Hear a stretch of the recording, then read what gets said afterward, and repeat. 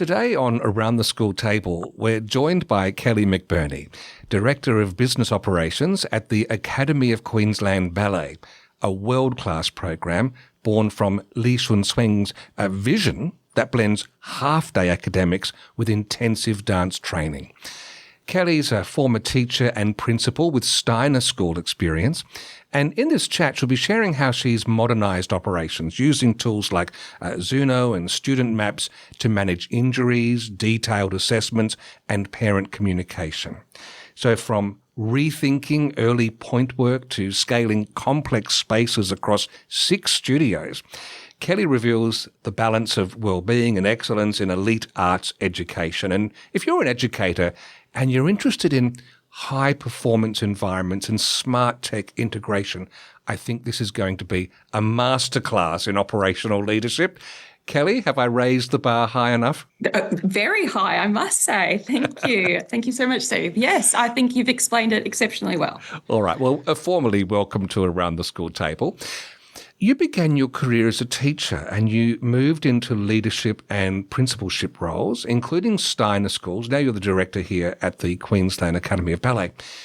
Can you start by sharing with us what leadership lessons from mainstream and Steiner education have proved most valuable as you've moved across into elite performance environments like this? Oh, a great question.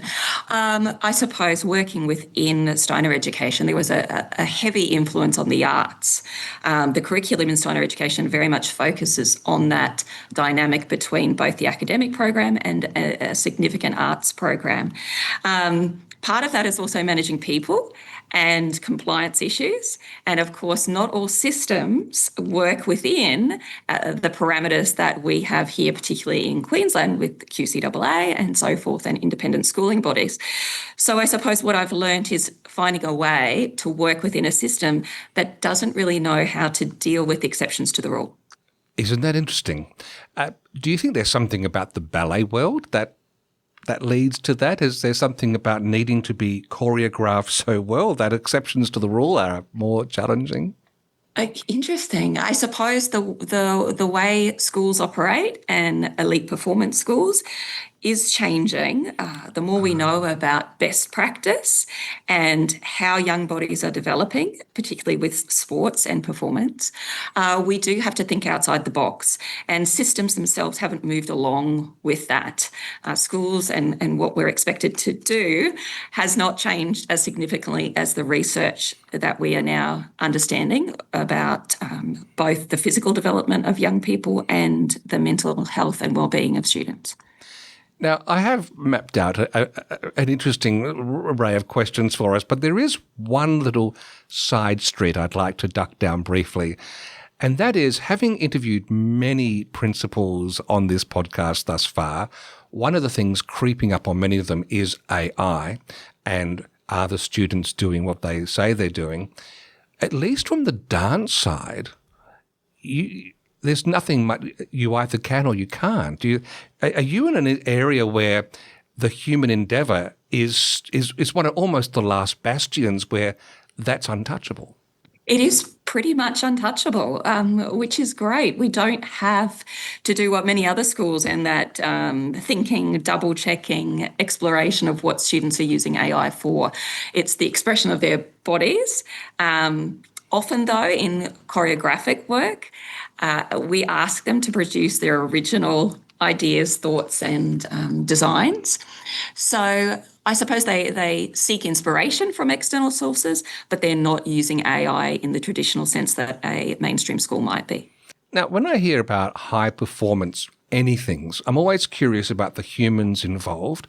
So the Queensland Academy of Ballet, you operate half a day in rigorous dance training. I'm getting exhausted just thinking about that. And half a day in academics. When they graduate, the students move to Queensland Ballet, hopefully, or some other ballet companies around Australia, even internationally.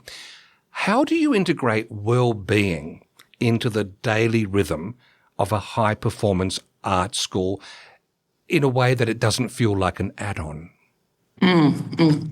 I think our staff have all been professional dancers themselves and have gone through the process of being in an academy, either here in Australia or overseas. Many of our teachers come from overseas dance schools or excellence programs. We have a dedicated wellbeing officer who will work with students throughout the day, and she regularly meets with them and parents day to day. We also have a physio team. So the physio team meets with students regularly as well to ensure their physical well-being. We have a Pilates studio and gym, and so we have trainers who connect with them again in the gym through that physical work, the strength and conditioning work, but also that's an opportunity for students to talk to somebody else. So they have a range of adults they can connect with who have all been dancers themselves. Even our strength and conditioning coach was an ex-dancer who have lived experience. So there's so many opportunities for them to have a conversation. And I think in terms of well-being, it doesn't need to be that formal meeting. It's those touch points that you see every day from people who care and understand and have gone through that experience themselves. Something my 17-year-old daughter's doing, she's doing kayaking with the Institute of Sport over here in South Australia. And there's a flip side to this performance. I imagine your students are like this. They're very driven to be in your echelons. That must be the case. And so part of the well-being, when there's an injury, for example, is dealing with them not sneaking forward and trying to get back in and dealing with needing to lay low. Is that fair? Absolutely, absolutely. The dance industry is incredibly competitive, and it can change from day-to-day performance to performance, whether you're in or out. Performances can adapt because of injury, because of a change in the stage, location and size. So dancers are very much aware of time out of the studio. So it's really important that we connect with families, we connect with the students themselves and our physio team, because as soon as an injury is presented, they will connect with physio and then we'll get that information we need about the best way to return a student to performance, to studio. And I also believe that there are shifts, or have been shifts, within the ballet world, moving away from the old model of really intense early training, which I guess is the other side of this coin we're talking about. Can you just unpack for us how the Academy determines that sweet spot between opportunity and overtraining? I mean, what's changed culturally in ballet education over the decades? Yesterday, I was speaking to our strength and conditioning coach, and he said that the latest research we've seen is that prior to date, getting a young person, a girl, onto pointe, so onto their tippy toes, was governed by their chronological age. Now what research is saying, we need to do in-depth testing with regards to their physical readiness and then adapt when we ask our young people to go onto pointe. So again, it's not based on an arbitrary figure or number. Instead, it's about the body's readiness for these kinds of tasks, it's very complex. There's so much damage you can do to a young person's growth and development if you're asking to do something that their body's not capable of. So with that, I can only imagine, because at the moment, my exposure, I will be frank, I've been in the theatre world for many years, not necessarily ballet or dance. I just see the little faces of the young girls training from movies and TV shows, so my empathy's with them. But to hear the complexity of analysis and assessment that's going on with your staff on their behalf, has this shift from paper-based systems to platforms like, say, Zuno, Student Maps, etc., changed your team's ability to see patterns within the development of their students so they can intervene early and make some strategic decisions about individual pathways? Yes, absolutely. The challenge with the dance school is that your teachers aren't set year to year, because we separate the male and female students because, of course, we have to teach the female students to go onto pointe. So depending on how many you have of each of the genders will depend on the teaching staff you have allocated. So information from year to year isn't tracked when it's on pen and paper as it is in the same way when you have a digital system, because your staff will turn over. So being able to track patterns, look at prior injuries, allow us to determine the readiness for a young person to be prepared to go on to pointe, or for our boys to do those heavy lifts. And jumping is another key element of a dancer's development. When are they ready to jump? If they've been injured, how long can they have off the jumps? So being able to track longer term is a huge benefit for us.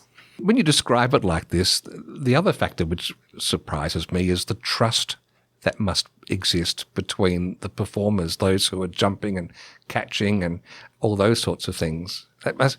That's an interesting complexity, especially as they're going through teenage years. I think you're in a really beautiful position to be able to observe such a wonderful outplay of human nature. It's absolutely divine. The way you see our boys and girls interact with each other is magical because they're always in each other's space, that you don't see those gender stereotypes as you do in mainstream education. What always amazes me is you see them on stage. They're so professional. They're doing these incredible movements, lifts. And then the minute they come off stage, you see backstage, they're hugging each other. They're having a giggle. They can turn it on and turn it off. That's the professional side of a career in dance. And talking about professional, I've seen written down some notes from you about the detailed assessment process that these students go through. I believe, tell me if I'm wrong, but I believe there's like 4 judges, there's 25 criteria. This was all done previously on paper. It was averaged manually and must have been really hard to track over time. Now that the system's moved into a live, moderated digital platform, what's changed? And what has transparency and real-time input meant for staff, students, and even parents? Absolutely. So moving from a system that was pen and paper based, the amount of time that was taken printing off what we call panel booklets, so 4 judges, panel booklets, headshots of each student with these 25 criteria, was extraordinary. So the savings we've made in terms of human time is incredible. So being able to create in the back end of student maps virtual judges. So once you go into maps, you see the 4 judges, you see the criteria. They can be sitting in the studio marking as they're watching the students. All the information that they need about that student is there. They're not relying on a piece of paper they need to move through. They're able to enter their marks live. And then they're also just able to see other judges' marks. Before they weren't able to do that. It was all in a back-end system in Excel. Now we have the ability to moderate the marks. And then the system itself will calculate averages, allow those averages to be translated either into a criteria, a descriptor, or a percentage mark. And then that automatically goes into a report card. So we still have report cards, whereas before all that was done manually. The artistic director had to check the averages. Someone had to calculate using an Excel spreadsheet. Then it had to be imported from the Excel spreadsheet into the mark book and then into the report card format. So this has streamlined hours and hours and hours of work, increased the ability for teachers to moderate, and then allows parents to see progression over time. Because then what we can do is track performance. It's not on a paper version, it's not hidden away. We can see the graphics that detail how a student is progressing.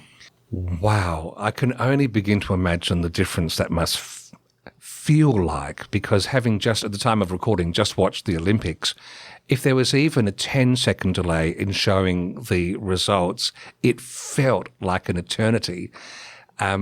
What's been the staff reaction to this? Because I imagine there's less time being spent at the coalface, freeing them up to be more present. That's right, absolutely. One of the wonderful things we've seen with the introduction of Zuno is our parents are asking fewer questions, actually. Our inbox has reduced significantly.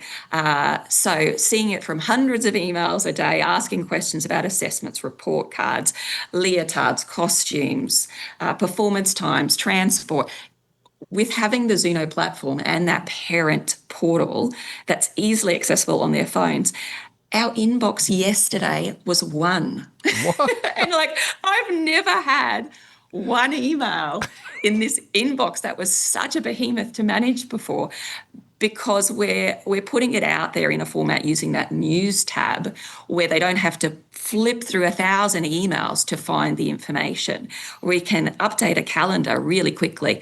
Often we have to juggle performance spaces, where a performance is being held, what time it's being held. We do have to work with company as well, because we collaborate with the broader company. So we have to be really flexible. Being able to change a calendar and a parent get an alert immediately about that change is incredible, because our families are not just local families. We have families that move from overseas, families that come from interstate to work here with us. So they need to be able to know up-to-date information about those performances. Do you think it's going to have an impact on the parents' relationship with the school? I get the sense that it might feel they've moved closer into the tent by being this close to the information they need. Absolutely. Prior to that, it was sort of that you can't come into my space kind of feeling, because the studio is quite, it's a very revered, and teachers protect that space. But now they're getting that bigger look, that behind the curtain ability to see what's actually happening in the day-to-day, so they can understand why we're doing the things that we do, why we need to change a date or a performance. And so I think, again, with that change, the reporting format, we're providing them with a greater level of information. They pay a significant amount of money to attend the academy, and we want to ensure that they have value for money. So another comment our parents have made is it just feels so much warm and welcoming, that the culture of the school itself has become lighter or brighter, which is interesting, because you wouldn't believe that would be the case when you bring in a system like this. I think it does relate to the fact that we've gone from a paper sign-in desk to using the kiosk. Now, the kiosk, which the students love, because we have students from 4 years old all the way through to 19, they love signing in with the kiosk. We have students that access the building before and after school because they need to rehearse in the studios.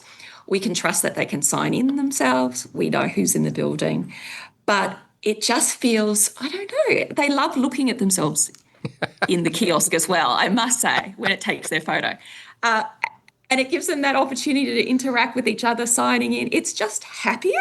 It's a silly thing to say, but that pen and paper was very dry. You know, what's your name? What level are you in? Where are you going? It didn't have that personal touch. But now on our computer, we can see when they sign in their name, their level, we can see it all. Do you actually see the photos? Because when I go to the ABC here to do any bits and pieces, I just make funny faces when the kiosk takes my picture. Does someone actually look at them?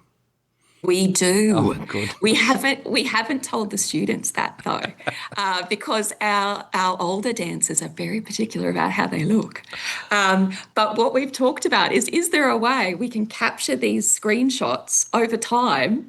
Yes. As a little memento of their development, because when you see a dancer's development physically, from the little where you just get the tops of their heads all the way through to these dancers, these ballerinas who are just so beautiful and so professional in both their performance but also how they present themselves. Now, there's one other aspect with this kiosk, the sign-in process, because there's 6 studios. There's a Pilates room, a gym, wardrobe facilities, performance spaces. Your students are moving between them. So I think what you've said is they're more visible. You know who's where now. Are there any other benefits that we haven't touched on that come from using a system like that, from an operational level, from an accountability level? Absolutely. Of course, for your emergency evacuation, we've had external people tour the building, and we've been surprised it actually works. It logs them in as well, and I get the alert. And we've had a missing student. We do rely on students being very independent themselves. And so it's a huge space. Physically, it's enormous. The dressing rooms are like you would see in a professional company. They're gorgeous. But it's a big space and we need to know where students are. We have students who travel we have a program called the Guest Academy program. So they will be in regional areas and they'll come to the school for a week. So it's not even as though our enrolment is the same week to week. We have a number of different students and guests from week to week. So being able to pull that information up, although they might not exist on your roll for the school, they do exist in a system that we can track. Let's just move towards our close now with some broader thoughts. The Academy was born from Lee Shun Swing's vision, Mao's Last Dancer, and now under new artistic leadership. And you're preparing, if I'm correct, major productions like a new Nutcracker with full orchestras, choirs and large casts. When you get a moment to step back from the logistics, the data, the operational complexity, what do you hope that graduates of your academy carry with them, whether they join a company or head overseas or pursue another path entirely? What do you hope they take with them? Oh, great question. They are very resilient, dedicated young people who take enormous pleasure in working with others. So I think it's those personal attributes that they do take with them, that grit, that determination that we see often is lacking in young people these days. I think when you are performing at that higher level, you have to develop those personal attributes that will see you through all sorts of challenges. So when our young people graduate, 50% tend to go into company. So they will go into Queensland Ballet themselves. But we have dancers that go all over the world. So to Houston Ballet, there's a company in Germany. We've got someone visiting us today from Singapore. There's so many opportunities for them, not only as dancers within a company, but also behind the scenes as well. So working with artists or costume designers. And I think that grit, that knowledge of self, that understanding that you can get through those tough times and still enjoy connection with others, serves you well going out into the world. Two very light ones just to finish on. First of all, do you have a favourite ballet yourself? Oh, well, I mean, you can't beat the Nutcracker. I hate to say it. It's a Christmas tradition.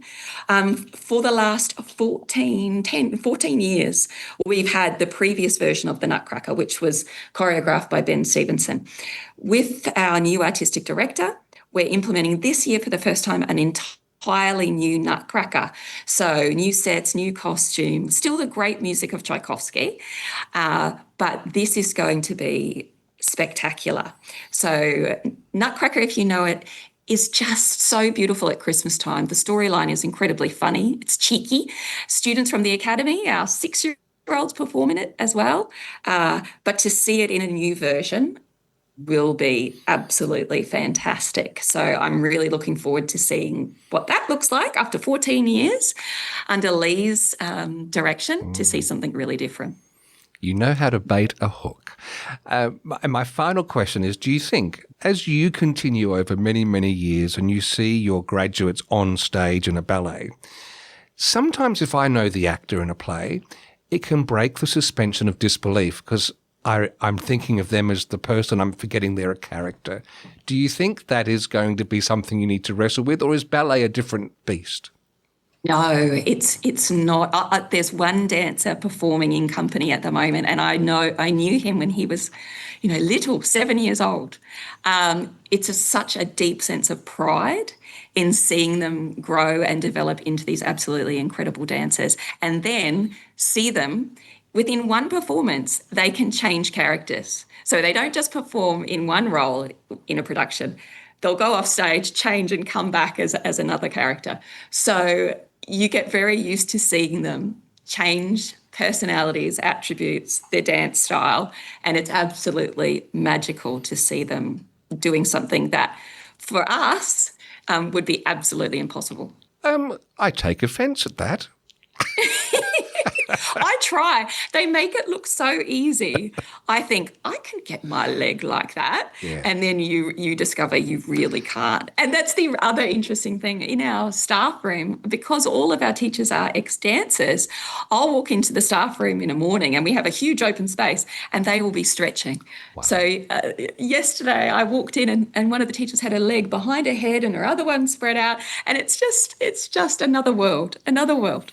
I did ask my gym instructor this morning when we're doing one particular movement, what is the point of this? So I don't think I'm cut out for that sort of world. But Kelly McBurnie, thank you very much for joining me around the school table. Thank you so much. Thanks, Steve.